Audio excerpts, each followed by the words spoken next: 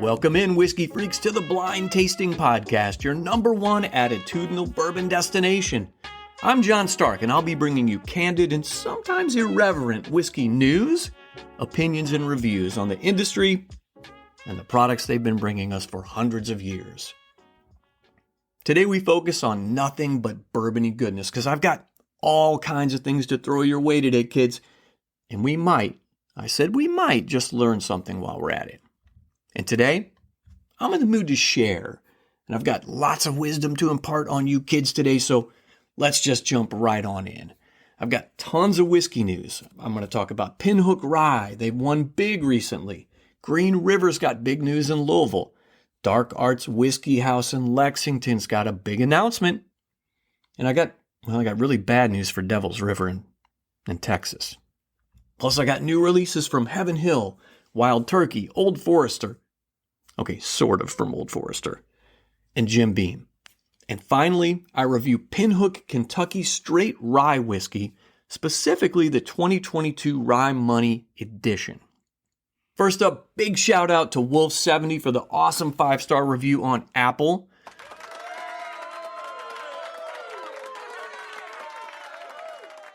Seriously, thank you. And hey, for the rest of you whiskey freaks, those reviews, those clicks, those subscribes specifically, they go a long way. More reviews means more visibility, which means the podcast grows. And maybe one day I can explain to my wife while all our money is mysteriously going towards bourbon and microphones. Anyway, here's what Wolf70 had to say. He said, enjoying the news and reviews and that most of the bottles are accessible. But the doll hairs thing, it's okay every once in a while, but not every time dollars comes up. 5 stars. Well, it's a fair point, Wolf70. I hear you, and maybe I'll ease up on the doll hairs, but there's no guarantee. But seriously, thanks for listening. Thanks for the love. Keep the reviews coming, folks. They help way more than you know. Please subscribe on the Apple, the Spotify, the YouTube, wherever your thumbs do the tapping. And if you don't, the bourbon gods are going to frown down on you, and that means watered down whiskey and warm ice. Nobody wants that. Thanks, guys. So here's the deal. Pinhook Rye's just been named Best in America at the IWSC. Their Pinhook 9-year Vertical Series Rye, it's just been named the best rye whiskey in America by the 2025 International Wine and Spirit Competition folks here in North America. The whiskey scored an impressive 98 points and earned the event's top honor in the category, the Gold Outstanding Award. That's super califragilistic. They say this rye whiskey was distilled in Indiana, MGP, obviously. Their 95 rye mash bill, the 95 rye, and the 5% malted barley. And they say after distillation, the whiskey was aged at Castle and Key Distillery in Frankfort, Kentucky. Then they bottled it at cask strength at 111.2 proof and released it with a suggested retail price of, not bad, $89.99. Now, Pinhook's Vertical Series, it's a long-term project that began with a 4-year-old rye release, and each year the brand releases a new version that's 1 year older than the last. And the goal is to show how aging changes the flavor of the whiskey over time. Each batch includes between 20 and 40 barrels, and it's blended for that year's release. Now, this 9-year rye came out in early 2025, and they say, I haven't seen it yet, haven't tasted it, but they say it's quickly received strong reviews for its balance and bold character. The good folks at the IWSC, the award ceremony folks, they described the nose as full of honey and toasted macadamia, while the palate featured a note of gentian. The hell is gentian? Hang on, guys. Hang on just a second. What the hell is gentian? Gentian is a root that has a complex bittersweet flavor with earthy and floral notes, often described as dusty or grassy bitterness. Well, now that doesn't sound terrific. But the IWSC described the nose as full of honey and toasted macadamia, while the palate featured a note of gentian. Okay, well, there you go. We learned something new today. I knew we were going to learn something today, kids. They say it gives it an extra complexity. The judges praised the whiskey's classic rye flavor and smooth, sweet finish. And it still has gentian in it, and still it has a smooth, sweet finish. Sure it does. Anyway, they say originally the vertical series was only supposed to run through 12 years, but Pinhook's now extended the plan to 16, and that's due in part to slower aging and lower evaporation rates in the warehouse, and that helps preserve the whiskey for longer. Now, 5 other rye whiskeys also scored 95 points at this year's IWSC Awards, and they included High West Bottled in Bond, Frank August Small Batch, Kentucky Peerless Small Batch, and World Whiskey Society's 12-year rye, and King's Family Distillery's Rye Conic. And several of those were also made with rye whiskey sourced from, as you know, MGP in Indiana. The Pinhook 9-year Vertical Series Rye is a limited release, and it's available in select markets. And again, it's just $89.99 for a 9-year. That sounds pretty interesting. I'd like to get my hands on some of that Pinhook 9-year. Got big news at Green River Distilling. Green River Distilling Company, they're the 10th oldest licensed distillery in the state of Kentucky. They've opened its first tasting room in downtown Louisville. Now, this place is massive. It's a 4,400 square foot space, and it's located on West Main Street there on historic Whiskey Row. Now, we've talked about Green River before, and I'm going to run through it again today real quick. Now, they were founded in Owensboro, Kentucky over 140 years ago. And now Green River is bringing its Whiskey Without Regrets motto to life with a bar offering signature cocktails, neat pours, and more. I mean, it's your typical distillery bar, really. Now, the space includes original warehouse lighting, copper tanks, and vintage switchboards from its Owensboro facility. Now, remember when we reviewed the Green River Rye, and that was not that long ago, I mentioned this motto, Whiskey Without Regrets. I'm going to tell you a little bit about that again in case you didn't catch that episode. So back in the day, Green River marketed its whiskey as the Whiskey Without a Headache. And then later they changed it to the Whiskey Without Regrets. And there's a reason why they changed their marketing slogan, actually. It's kind of funny. They became known for the high-quality whiskey they were putting out, and they often advertised that you wouldn't get a hangover since the quality was just so good. Well, that didn't sit well with the good folks who regulate advertising here in the United States, and probably for good reason. So the slogan, they changed their spiel to Whiskey Without Regrets. There you go. Now you have the story. CEO Mark Irwin at Green River, he says the Whiskey Row experience will raise the spirits of enthusiasts and bourbon newcomers alike while becoming a welcoming spot for locals to unwind. So yeah, great news for Green River. Got big news for Dark Arts Whiskey House. Also, they are now open for business in Lexington. So it's run by Macaulay Minton. He's a very interesting and creative dude, and he's the co-founder of Dark Arts Whiskey House in Lexington. He's like part scientist, part sorcerer.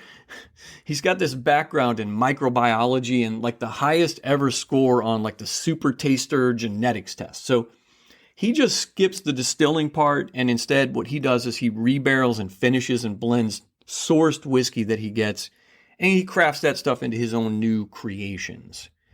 Now the big news for Dark Arts is the big opening weekend coming up on June 28th. I don't know if I'm going to drop this episode that day or the day after, but the grand opening, the big opening weekend is the 28th, and it's going to feature guided tasting sessions, curated cocktails, and exclusive bottle releases there at Dark Arts. Their signature offerings will include the annual Blunt Blend, the Ripple Rye, and the Sherry Garcia limited releases, and you're going to get first access to some of their latest conjurings. That's what they call them. They're going to also start tours now. So tours are going to start on July 9th, and they're actually open now for booking. You can go to the Dark Arts website, and you can schedule to get a tour. And this is from Dark Arts. They say, peer behind the curtain, trace the path from barrel to bottle, witness the arcane art of whiskey reimagined. The veil lifts and the ritual begins. On June 28th, the house fully opens to the public. No more whispers and no more waiting. So they're on Manchester Street in Lexington. swing by and check out Dark Arts. Well, plenty of good news to talk about today, but sadly, we've got some bad news. And the bad news falls on Devil's River Distillery in Texas.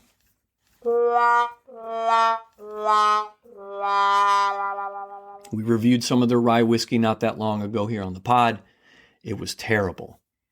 I'm not surprised they're filing for bankruptcy. I'm not trying to be a hater. I was not impressed with a lot of what they were doing. Certainly wasn't impressed with the rye whiskey. But anyway, the news is such that Devil's River Holdings LLC, the San Antonio-based whiskey company, has filed for Chapter 11 bankruptcy. They have assets and debts listed between $1 million and $10 million. It doesn't sound like a lot of money in the world, but maybe it is in the craft distillery world. At any rate, they're going to be in bankruptcy protection now. They launched back in and I told you this before, but I'm going to run through it again real quick. They launched back in 2017 as a whiskey brand and expanded in 2021 with a bar, distillery, and a restaurant inside their 1926 renovated department store there in downtown San Antonio. So they put together this really cool spread, but nevertheless, I don't know, maybe it's not working. And sadly, they're joining a growing list of U.S. craft distilleries that are seeking bankruptcy protection right now. We've talked about some of those here on the pod. Boston Harbor Distillery and Western Whiskey also filed for Chapter 11 just not too long ago. So I don't know if we're seeing that in the news because it's really happening more often, or it's really just starting to cascade, or we're getting some type of a situation where the small distilleries are really suffering in this climate.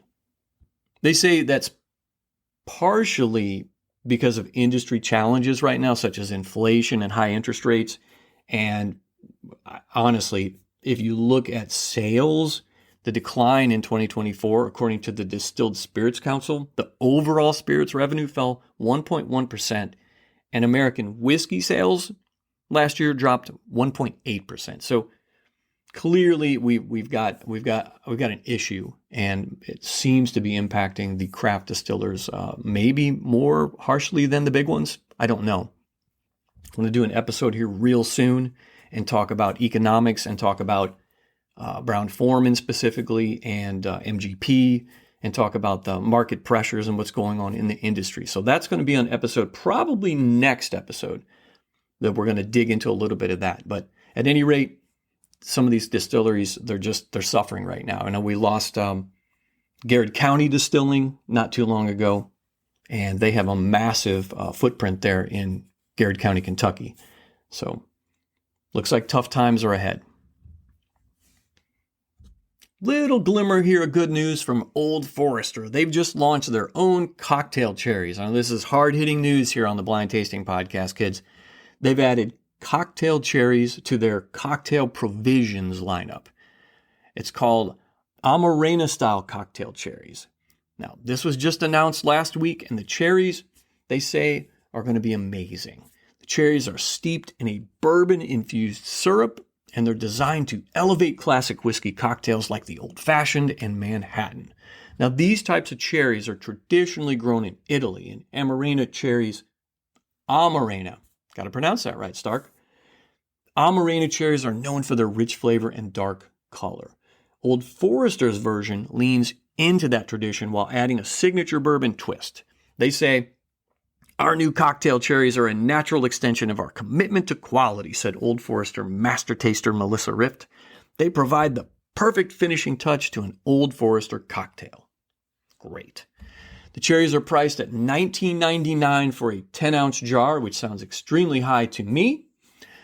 They are now available at select liquor stores nationwide. They're available at the distillery in Louisville and online through Bourbon Barrel Foods.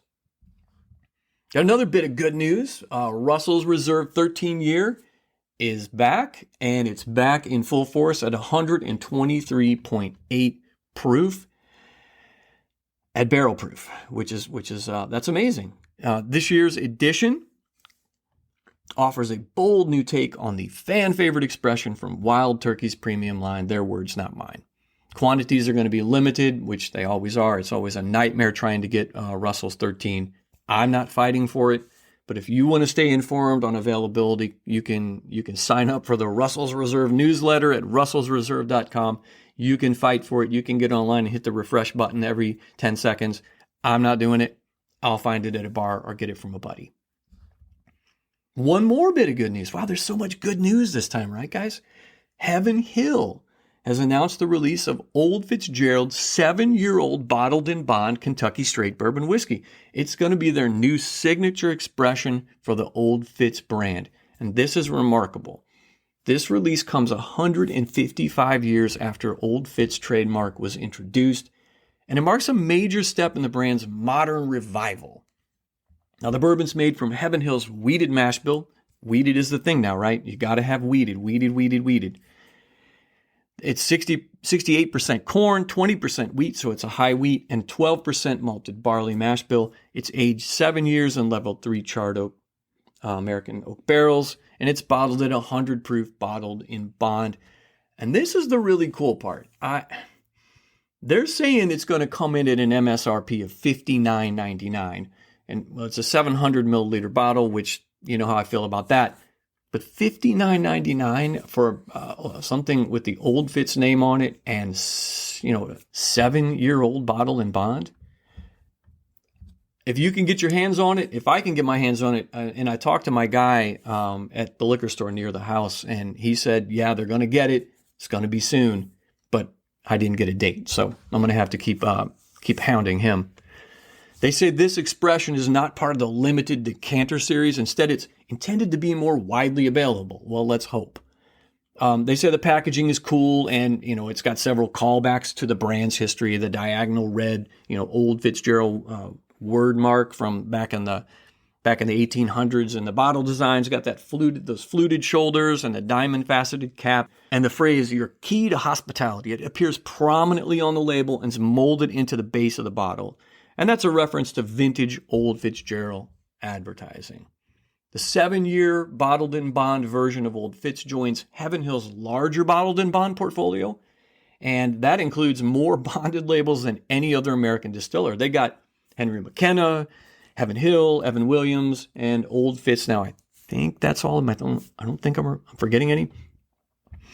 Master distiller Connor O'Driscoll called the 7-year age a sweet spot for the brand's wheated bourbon profile. And bottles of the 7-year will be available at retailers, bars, and restaurants beginning summer 2025. And that's as specific as they're getting with it. And lastly, on my good news portion of the program, Jim Beam Sunshine Blend has been released. And I just want to throw out a quick mention here because I really do love the good folks at Jim Beam. And this is their Sunshine Blend. It comes in at 80 proof bourbon whiskey, and it's made with the same great base of Jim Beam. And then that's blended with a brown rice whiskey to make a smooth and what they call palatable finish. They say it's got flowery, fruity flavor profile and mild notes of sweet caramel, honey, and vanilla. And it comes in at about somewhere between $16 and $18 for the $7.50. And it might be fun to experiment with it, right? I'm going to give you a couple of quick recipes here. And I'm going to post these recipes in the show notes too. Because I'm going to get this Kentucky Sunshine. I'm going to get this Jim Beam Sunshine Blend. And I'm going to try a couple cocktails. So the first one I want to give you is a Kentucky Breeze.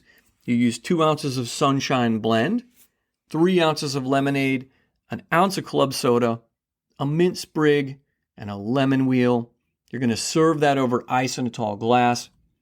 Listen, that's going to be refreshing and ridiculously drinkable.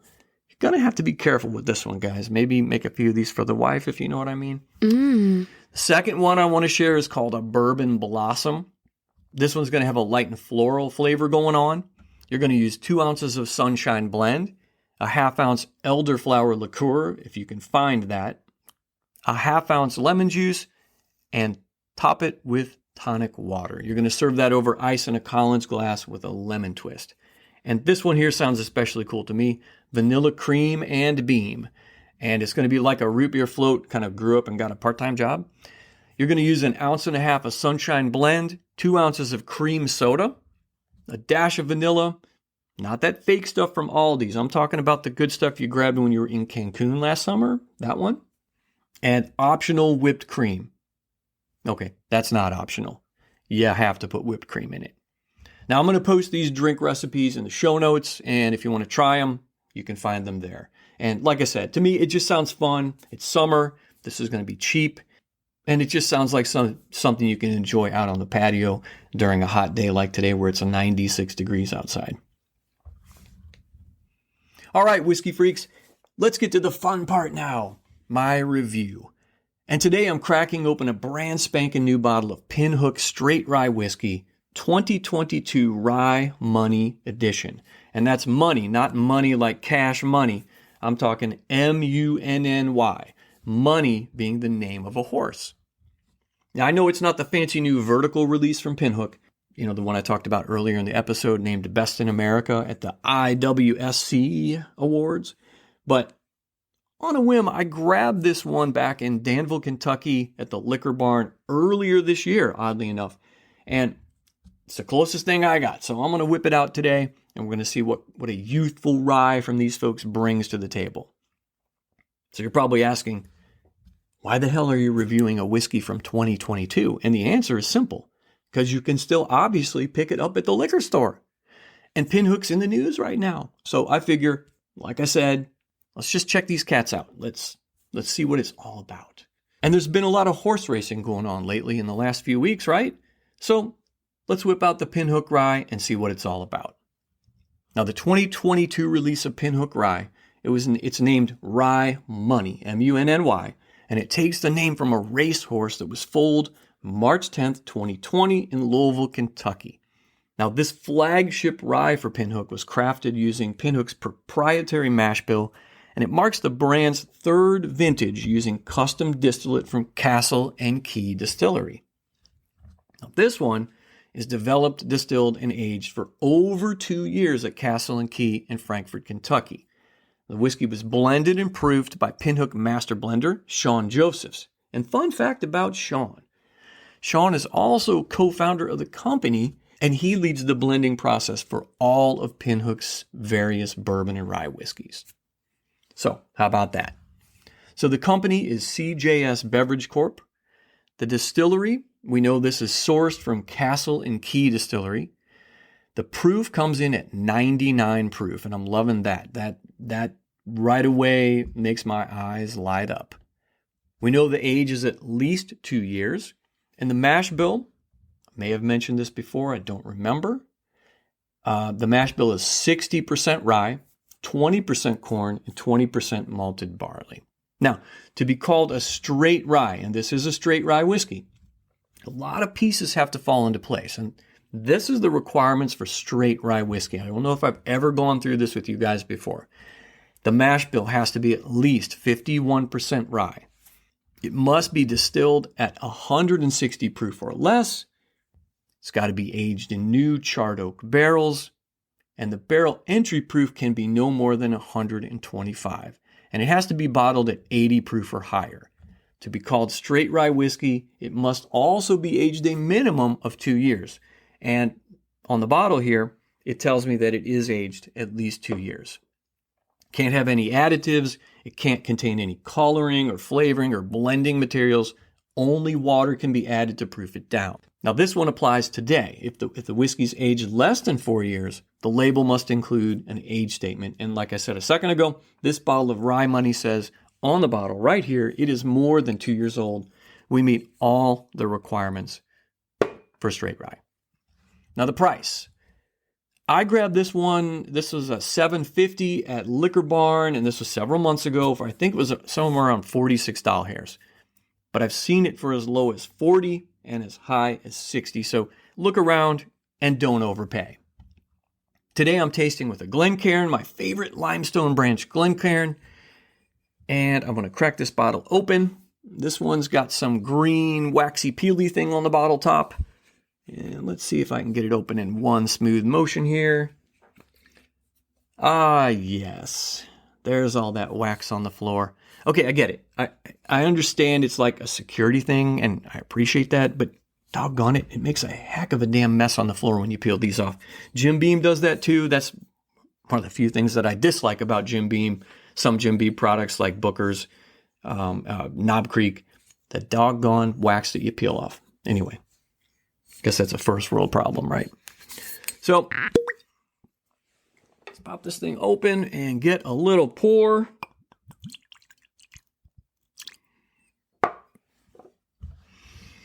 Okay, I've got it in the glass. The lights are turned up down here, and we're going to talk about color. I always say this, don't judge the color inside the bottle. And this bottle, there's no way you can, okay. All right, in all honesty, you can get a little bit of an idea about color in this Pinhook bottle.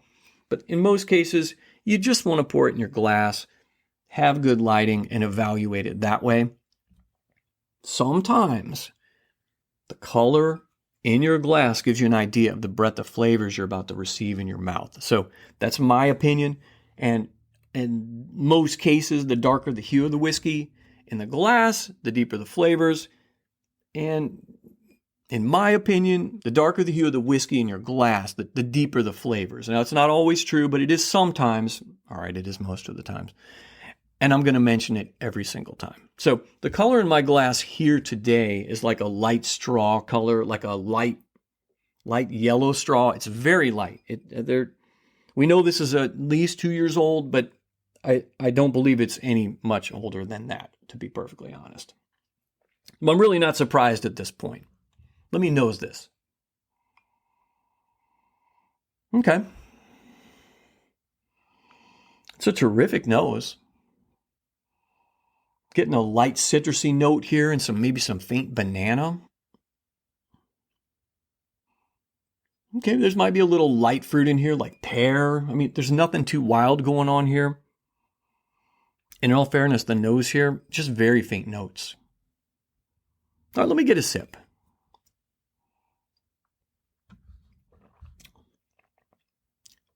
Very thin on the mouthfeel. It's not great. I'm getting a lot of good pepper in here, a lot of pepper spice. Love that.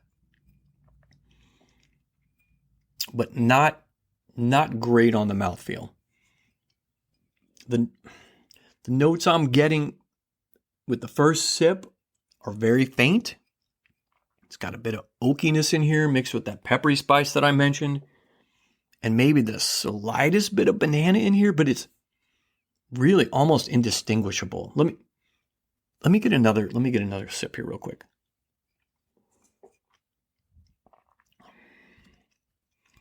Okay, so there's some sweet vanilla in here too. That's nice. Enjoying that quite a bit. Again, it's kind of like on the nose. Very weak notes, and again, on the palate, very weak, minus the peppery spice, which, naturally 60% rye. Not real impressed at this point. Let me get another sip. And the reason I'm going to take another sip is I think it's only fair to take as many sips as you really feel like it to engage with the liquid. I don't want to make a snap decision off of 1 or 2 sips. If I have to take 4 or 5 sips today to really make sure I'm receiving it, no matter what, I want to have as many sips as it takes to confirm my thoughts. So let me get another sip.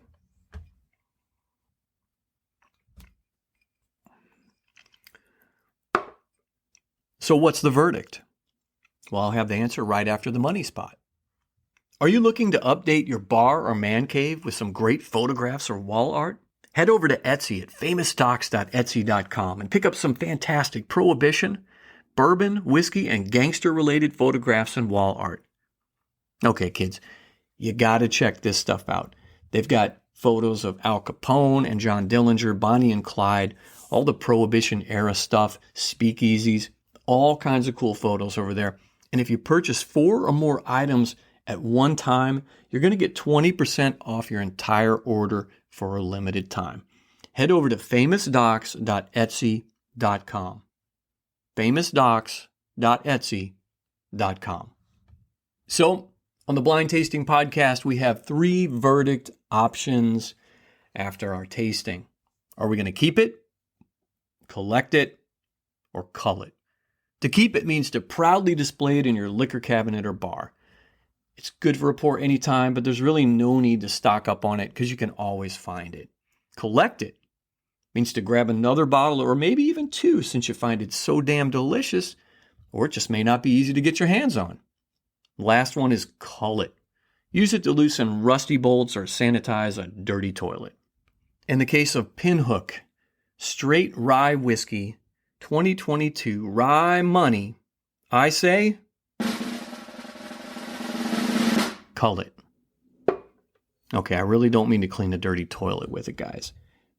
But this is nothing special. In fact, I just don't care for the flavor profile at all. The best way I could describe it is to say that it's disjointed, and it is definitely not a symphony in your mouth. It's not even like an old AM radio, really. It's more like an old 78 scratched record or something. It's just not any good. I know it's from a few years ago, and I'm not trying to say that the new Pinhook Vertical Series 9-year, I really want to get my hands on that at some point. This, I guess, somewhat initial offering from them, it's just not any good. And I don't normally do this during the pod, but I got to know, what are other folks saying about this stuff? And believe me, if there's somebody that doesn't give a shit what others think, that guy is me. But let's take a gander at the fine folks at Breaking Bourbon. Let's see what these kids say. Let me get in here to Breaking Bourbon. Let's pull them up here, kids. All right. The good folks at Breaking Bourbon say on the nose, it's got bananas flambe, new oak, light grain, fresh vanilla bean, not those old dirty vanilla beans, right? Fresh vanilla beans, and faint yellow cake. Now that's on the nose. On the palate, they say it's got light oak, fresh vanilla, because we don't want old vanilla, a touch of cinnamon apples, rye spice, dehydrated bananas, not just bananas that have been laying out on the counter. We're talking dehydrated bananas, and interesting sweet notes that blend with light spice. I say they're reading way too much into this youthful rye. Oh, and here you go, right here on the website. I'm reading right off the webpage. The sample used for this review was provided to us at no cost, courtesy to its respective company. We thank them for allowing us to review it with no strings attached. It's pretty interesting, right, guys? They got a free sample to review. How about that? Well, back to my review. I think it's great that we got a 99 proof rye here, but it's just too young. And unless you want to make mixed drinks with it, and if you're going to do that, then buy Saz or Rittenhouse rye. Way cheaper and, quite frankly, way better. I mean, you can get a Rittenhouse rye bottled in bond that's cheaper than this. I dropped nearly $50 on this bottle, and to me, this is a huge disappointment. And you want to take a chance on it, that's fine by me, but until I get my hands on a Pinhook that's got more age to it, I'm just going to shy away from it. In fact, I'll probably not even keep this bottle. Honestly, I'd rather bring in something else. I'm running out of shelf space as it is, so I'm going to probably not have this in the house anymore. I'd rather bring in something new that I'm going to enjoy. There are too many great options out there. Unless you just love the fun horsey thing here on the bottle label and the whole story about horsies and the fun tie-in to horse racing. Look, whiskey freaks, there's just nothing satisfying about sipping this pour. And isn't that kind of the whole point here? You have a rough day, the boss yelled at you, the dog puked on the rug, your neighbor's stupid robot mower is flexing out in the front yard again. You just want to kick back, maybe light a cigar and sip something that makes life a little less stupid. But this Pinhook rye, it just isn't it. It doesn't bring joy. It doesn't bring flavor. And worst of all, it brings a price tag like it thinks it's special. Kids, spoiler alert, it's not special. This one's an easy pass for me. Save your dollars, save your dignity. Hey, you want fair, accurate, and honest reviews, right, whiskey freaks? Well, then I say avoid this one. Last but not least, I got to give a shout out, like always, to the farmers, the distillery production guys and gals, all the warehouse workers, the bottlers, and truck drivers. They're the ones that make it happen. So cheers to all of them. Well, that's all I got for today, Whiskey Freaks. Thanks for listening to the Blind Tasting Podcast, your #1 attitudinal bourbon destination.